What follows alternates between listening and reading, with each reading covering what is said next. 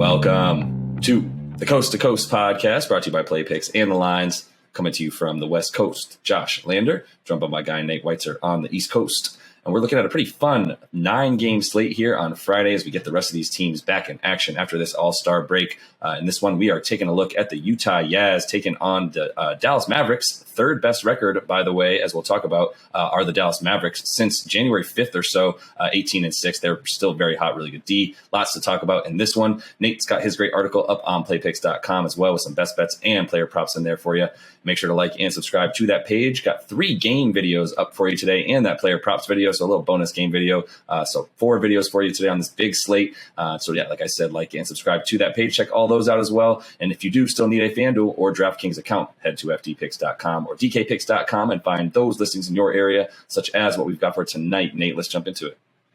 Yeah, the Mavs open at +6, and it's creeping up a little bit, 6.5 at the moment. Total at 216.5 for that game. 2 of the better defensive teams around, so unsurprisingly, a pretty low total there in Utah. Looking at the other 8 games you mentioned, though, Rockets are +4 at Magic, Thunder +7 at Pacers, the Raptors -2.5 at Hornets, Spurs -1 at Wizards, Heat -4 at the Knicks. The 76ers are -2.5 at the Wolves. We're going to break that one down as James Harden is expected to make his debut. Pelicans +7 at the Suns. And then the other game we break down is the Clippers +1 at the Lakers. Total of 223 there. The Mavs, though, you mentioned they've been one of the best teams in the league for now a good month and a half, and the Jazz have really only righted the ship for a 6-7 game sample. So I don't understand why one team is getting disrespected to this degree. Their numbers are pretty identical in their last 7 when you look at that, because the Jazz have turned it around. Both teams top 5 in defensive and offensive rating. Both teams bottom 3 in pace of play. The big difference, or the big stat to look at here, is that the Mavs are scoring the highest percentage of points off threes in that span and the lowest percentage of points in the paint. So how do you counter a team that anchors the paint with Rudy Gobert? You move it around and you hit threes, like we saw the Clippers run them off the floor last postseason. Well, the Mavs are absolutely doing that. They traded away Kristaps Porzingis and now have basically replica white Europeans to roll them around Luka Doncic. That's Kleba and Davis Bertans, and it's working for them. I mean, they're just draining threes off the action that Luka creates because nobody can guard him right now. He's completely unlocked. 35 points per game in his last 10, but you look at his last 4 against the Western Conference. This is gonna. Are you sitting down, Josh? I'm ready.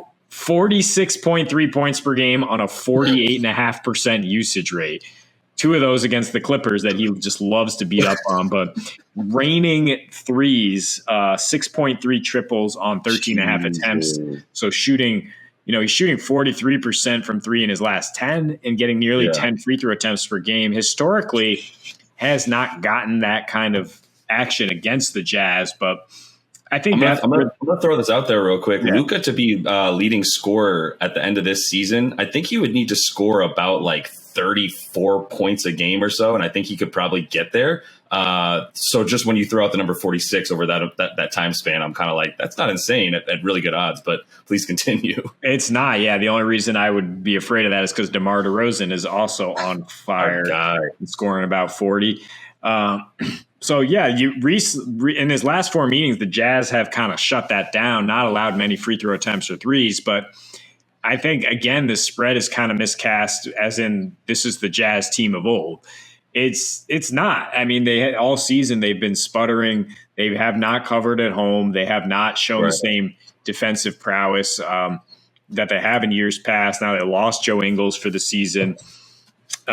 They couldn't cover against the Mavs in either of the last 2 meetings, and one of those was without Luka on Christmas. Gave up 116 points. Right. Now the Mavs are playing Luka and Jalen Brunson at the same time, and it's a 1-2 punch that other teams haven't really been able to slow down, hence all the success recently. In 11 straight games, they have not lost by 7 or more points. They've won 6 of their last 8 when they're straight up when they're listed as underdogs. So I'm expecting this game to go down to the wire. I think it's plenty safe to just bet on the spread here. But I have no problem just taking the juice you get on the money line with Dallas nearly plus 200 because they can absolutely win these games in Utah. Utah is by no means a scary team at home right now. No, definitely not. I mean, they've definitely won their fair share in Dallas, or excuse me, in Utah. Have the Mavs, and yeah, I mean, look, I want to take the under. 215 is low when you do look at the totals. I mean, even regardless of looking at if games went over or under for them. So, in their last 4 games, between these two, 3 of those 4 have gone under, right? But look at the total of each of those games. It was 114, 122, and then 120. Those all 3 of those I just said went under, right? This game currently sits at 215.5. So it's not like they can't score against each other. I will say Dallas, especially in their last 7, third lowest opponent 3-point percentage. Obviously, we know how many threes the Jazz take a game. It's been their recipe since Quinn Snyder's been there, and they're second in terms of the amount of points, the percentage of the points that they score from 3-point land. So that number actually in their last 7 is even higher than it's been. They were actually up to about 42.5% over their last roughly 8 games at one point not that long ago. So that they're still just chucking, right, firing away from 3. They didn't get rid of Jordan Clarkson, so expect that firing away to continue. But I just I like what the Mavs are doing. I think that they're getting completely undervalued here because most people aren't going to be able to name too many other players on their team besides Luka at this point now that Kristaps is gone. I mean, the diehards love Jalen Brunson, right? We love, even when THJ's in there, we all love Maxi Kleber, to be honest, because of what he provides and from a size, pick and pop and roll to the basket and get rebounds, et cetera. So, I mean, there's plenty to like with this team right now in terms of the Mavs and how they're able to stop what the Jazz do. And like you said, at home right now, the Jazz aren't the team that they've been. They're not scary the way that they have in terms of just always cover. Even when those spreads were up to 12 ridiculous things. I mean, they're 13 and 18 against the spread at home this season, and it's they played much better, to your point, over their last 7. Once they got Donnie Mitchell back, and then they got Rudy back, and obviously things look a lot better for them now. But I'm still ready to continue feeling proud of that bet we made, talking about the possibility of the Nuggets winning that division. It's still within the realm of possibility, especially as Joker's continue to go for that triple-double. So I think that continues, and I think the Mavs, who I believe sit in the 5 seed right now, another team that we're kind of like, I mean, I don't know how far they can move up, but they're definitely, like as we mentioned, chasing the Jazz for that seed. So I think there's a lot to play for them, and I think as far as the points go, easily said, I'm taking the 6.5. I hope when I'm going to take that right now. I know we're recording this the night before, so when I wake up tomorrow, if it's even higher, continue to hit it, to be honest with you, until it goes lower. But I would bet this, honestly, I would bet this all the way down to even -4 if it went that way for the Mavs. I'd still feel really good about it.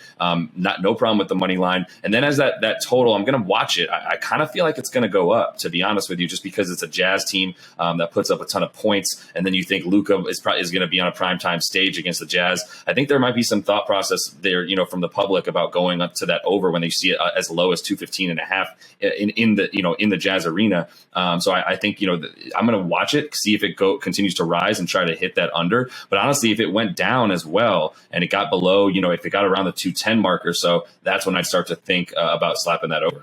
Oh, certainly if it dropped that far, for sure. But yeah, I'm more just about attacking the Jazz here and saying we've got a little bit of false gold here in their 6-game win streak at home. Yes, they did shut down the Warriors in that span. It was kind of a weird dud from the Dubs there, as they've done. But otherwise, there's not a quality win in here. It was Denver's backups, I think, Brooklyn, when they were just punting games, the Knicks, and then the Magic and Rockets at home. And then they go to the Lakers, who we talk about struggling just as badly as the Jazz were in that span, and nobody but Donovan Mitchell could score at all, and it cost them down the stretch as the Lakers just got the ball out of his hands. The Mavs have been doing that for a while now, and in his last 6 against Dallas, Donnie's averaging 22 points per game on a really bad 99.5 offensive rating. So the one guy you didn't mention, I think, when you're rattling off Mavs that nobody knows, is Dorian Finney-Smith, who just got a nice contract extension because he is a type of guy who can stay in front of Donovan Mitchell and bother him. he's a big reason why he has that poor offensive rating right now. And, I'm more scared if I'm thinking about, being dependent on one guy, if I'm a fan of the Jazz going up against DFS, than I am, worrying about Royce O'Neal shutting down Luka the way he's playing on the perimeter right now. And they have Jalen Brunson who can initiate just as much. So, yeah, I actually think Dallas would be favored if I was setting this line. I mean, if it was on a neutral court, for sure. And the fact that Utah has not been a world beater at home makes me want to take Dallas, definitely.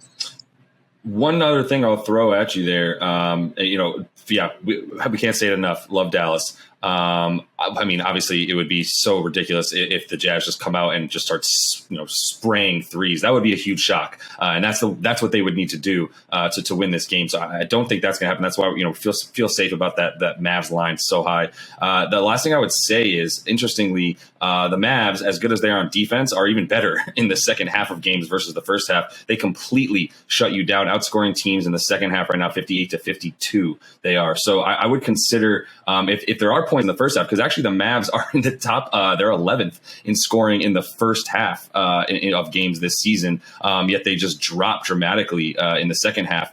So I would consider, if there are some points in the first half, consider hitting that under in the second half as you see that Mavs D tighten up, and obviously in that altitude in Utah, the shots don't continue to drop as much in the second half as they might in the first with those tired legs. So one little live bet consideration there is of seeing what the score is at halftime and then maybe slapping an under there. So that is all the time we have for you in this one. It is going to be a fun game. I know I'll be making sure to tune into this one.